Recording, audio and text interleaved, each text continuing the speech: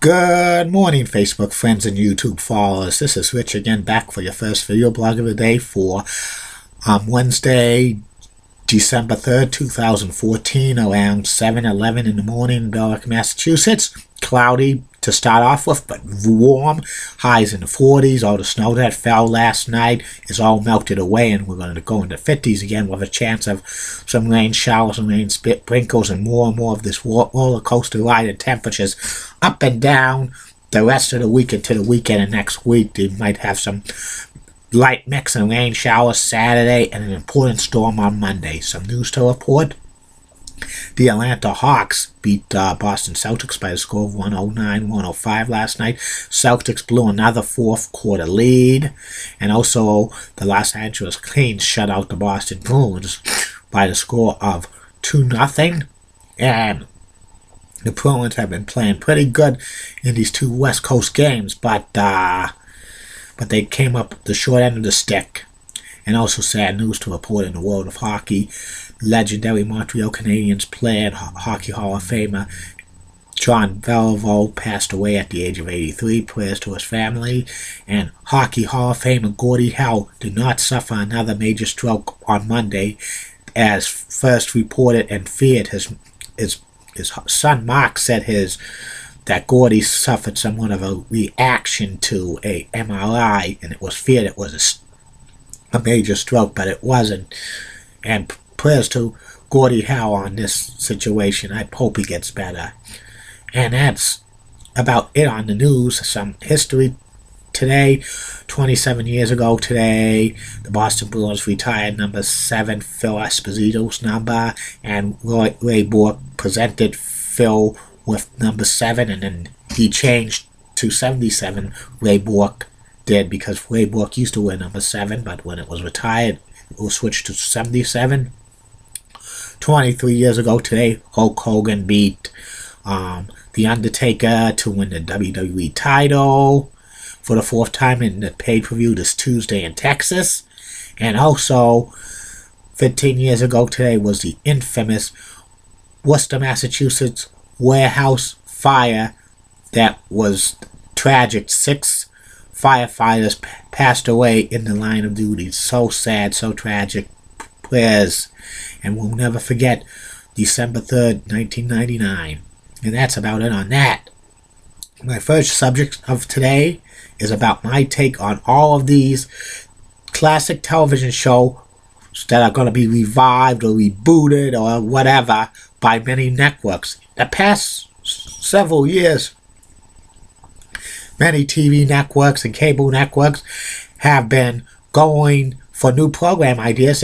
They've been deciding to consider reviving old television shows, but with modern cast and an updated version of these shows, and many of them have not been successful. Over the past several years, they've revived several shows like The Fugitive, and Kojak, and The Bionic Woman, and Charlie's Angels, and Ironsides, and many others. But a lot of these revived television shows do not last because it's updated cast, plus, for more modern times, many of these shows were made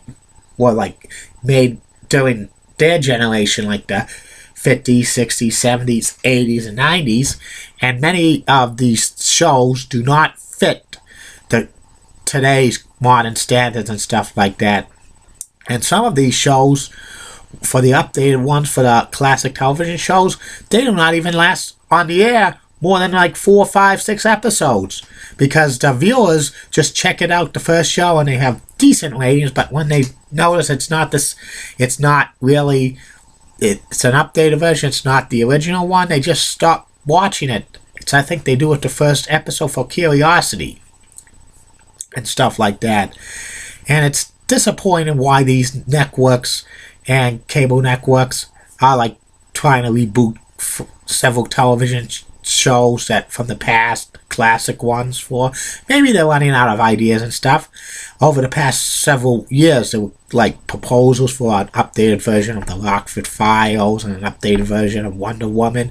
NBC was going to try to bring both of them back a few years ago, but when they test screamed a pilot to executives at NBC. NBC balked at the idea of the Lockford Files and Wonder Woman, saying, you know, these shows are like, you know, okay, but they do not fit in the modern era of television like they did in the 70s and stuff, in the 80s.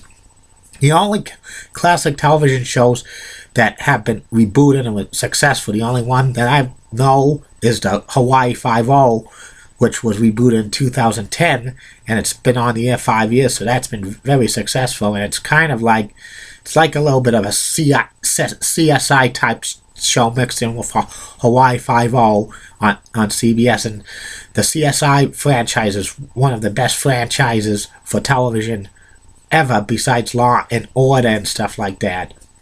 And a few years ago, NBC considered trying to reboot The Munsters as a drama show, but they only had a special on like Halloween, because a lot of the executives did not want to see the Munsters update as a drama because it was a comedy and stuff, so they didn't do it. And in 2015, there's a lot of projects that are slated to air, like CBS is going to reboot The Odd Couple. Also, CBS is talking about rebooting All in the Family and stuff like that. There's also a lot of things in the pipeline for these networks, like Starsky and Hutch might be looking to be rebooted, and maybe a Full House, and many others.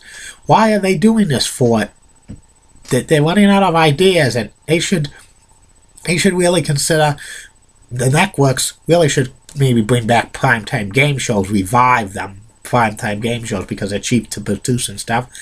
The only things that have been more successful of rebooting stuff is like game shows, because I think that an example, I think there was a couple of game shows that were pretty good in this when they first aired, like The Price is Right and Match Game in the 50s and 60s, but they were rebooted and retooled in the 70s, and they became very successful, and the modern versions were more successful than the original versions.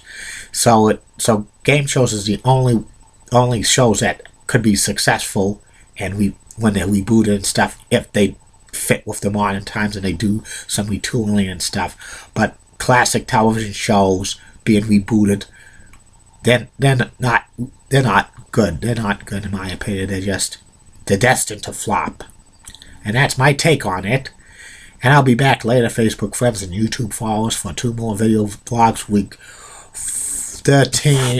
14 NFL picks, and a very Brady Christmas. Have a good day, Facebook friends and YouTube followers. Bye now.